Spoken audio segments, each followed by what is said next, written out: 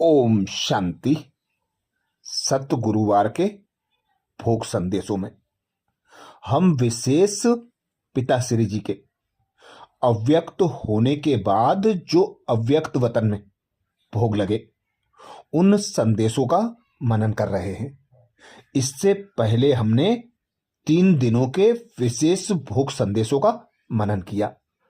अब पिता श्री जी के अव्यक्त होने के बाद चौथे दिन जो विशेष भोग लगा, जिसमें बाबा ने विशेष इशारा दिया, साकार के श्रृंगार का प्रैक्टिकल स्वरूप अव्यक्त स्थिति बनाकर दिखाओ, जिसके लिए संदेशी दादी गुलजार जी कहती हैं, आज जब मैं वतन में गई तो जैसे ही हम पहुंची तो बाप दादा सामने थे ही, लेकिन क्या देखा कि ब्रह्मा बाबा के गले में ढेर की ढेर मालाएं पड़ी हुई हैं।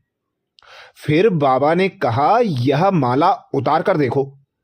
माला उतारी तो कोई बड़ी माला थी, कोई छोटी। हमने कहा, बाबा इसका रहस्य क्या है?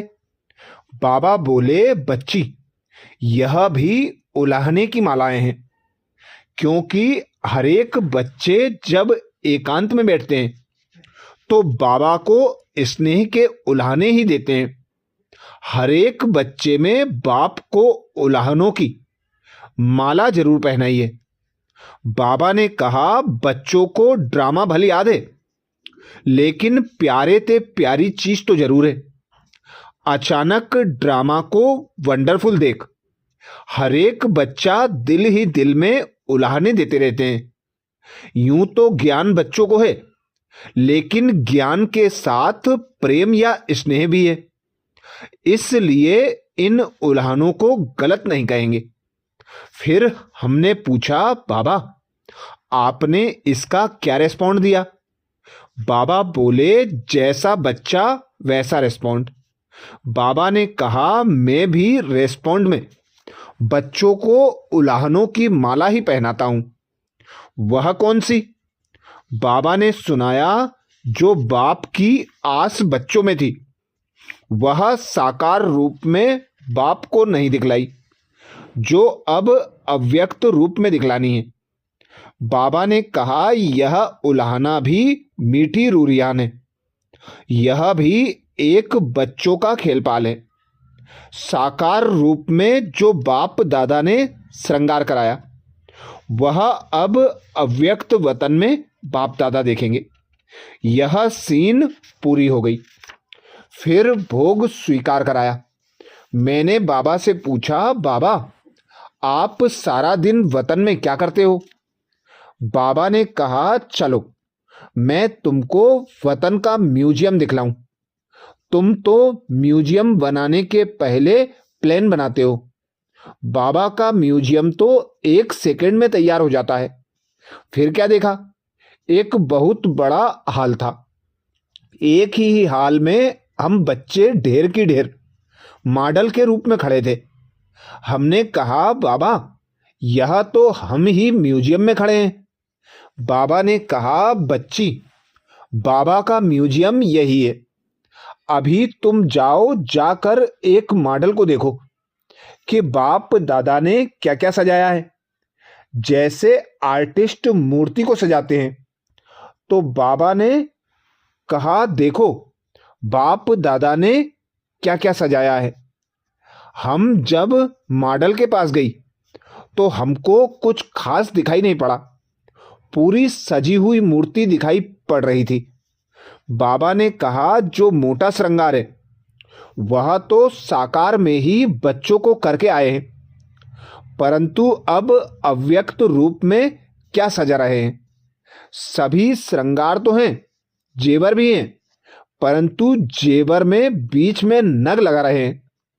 बाबा के कहने के बाद कोई कोई में जैसे एक्स्ट्रा नग दिखाई पड़े।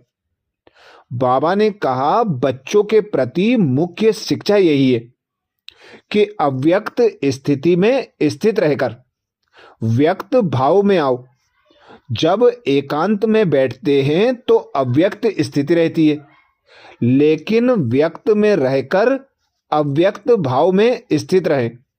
वह मिस कर लेते हैं। इसलिए एक रस कर्मातीत स्थिति का जो नग है वह कम है। जिसके जीवन में जो कमी देखता हूं वह सजा रहा हूं। जैसे साकार रूप में यह कार्य करता था वही फिर अव्यक्त रूप में करता हूं। बच्चों से जाकर पूछना कि सारे दिन में जैसे बाप बच्चों को सजाते हैं ऐसे बच्चों को भासना आती है। उस टाइम जो योग युक्त बच्चे होंगे उनको भासना आएगी कि बाबा अब मेरे से बात कर रहे हैं, सजा रहे हैं। जैसे मैं अव्यक्त वतन में बच्चों से मिलता बहलता रहता हूं, अव्यक्त रूह वाले बच्चे यह अनुभव कर सकते हैं। मैं भी खास समय पर खास बच्चों को याद करता हूं। ऐसी टचिंग बच्चों को होती ही होगी। मैंने कहा बाबा आप सभी को अव्यक्त वतन में क्यों नहीं बुला लेते, यहां ही बड़ा सेंटर खोल दो। अभी तो सभी बच्चे उपराम हो गए हैं। बाबा ने कहा यह उपराम अवस्था होनी ही चाहिए, हमेशा तैयार रहना चाहिए। यह भी याद की यात्रा को बल मिलता है। यह उपराम अवस्था सहज याद का तरीका है। अब बच्चों को कहना ज्यादा समय नहीं है, बाबा कभी भी किसको बुला लेंगे।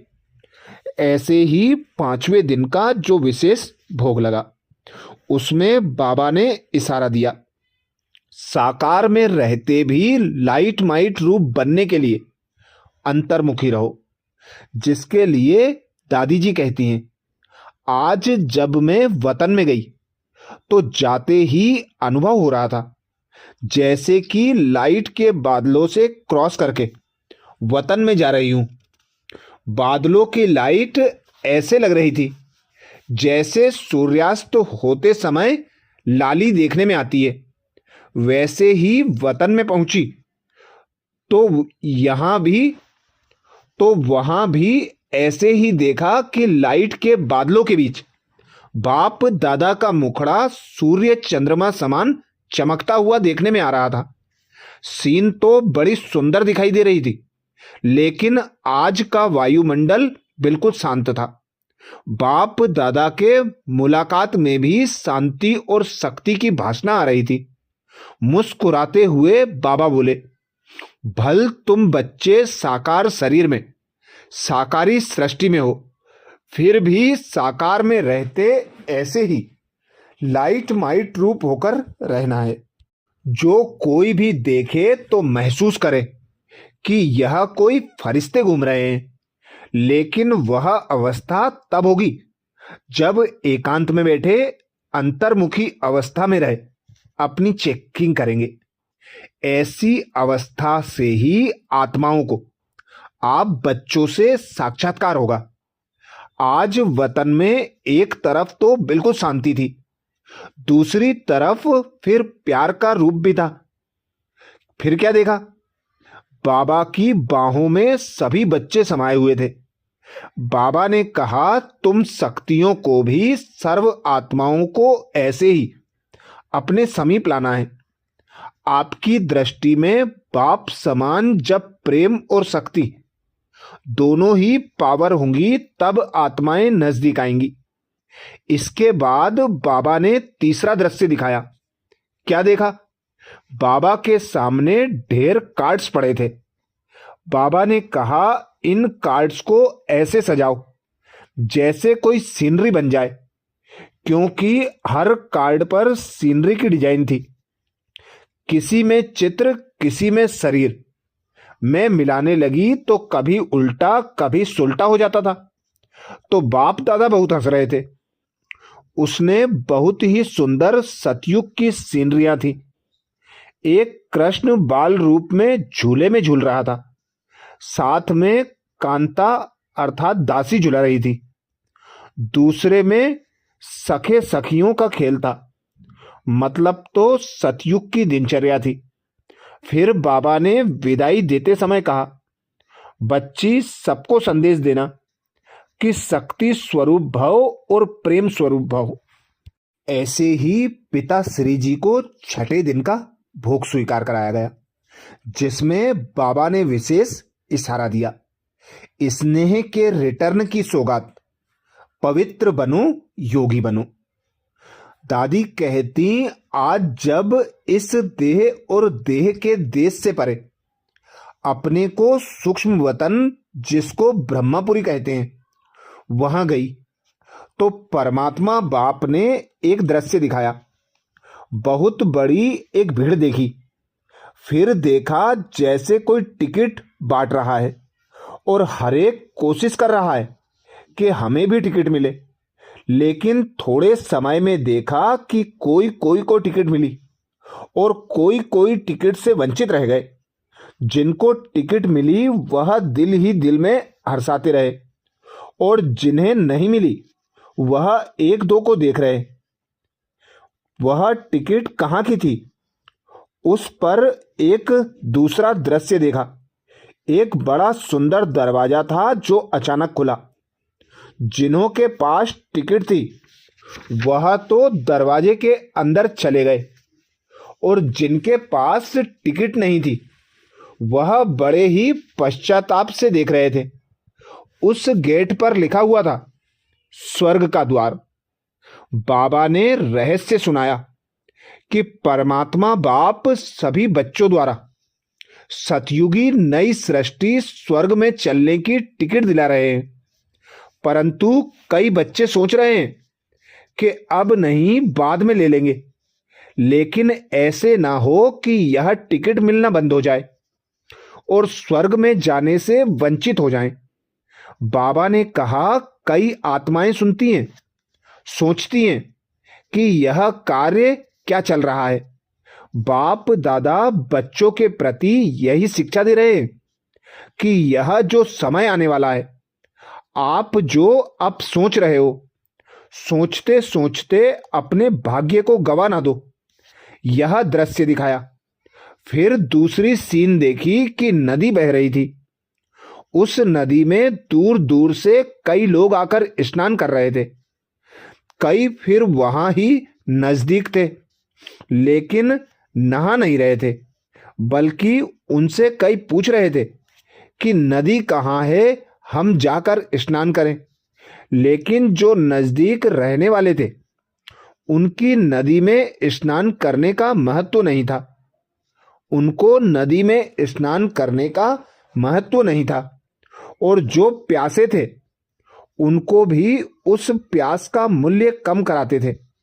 फिर बाबा ने कहा कि बच्ची, यह जो ज्ञान गंगा है, गंगा के नजदीक वाले आबू निवासी हैं।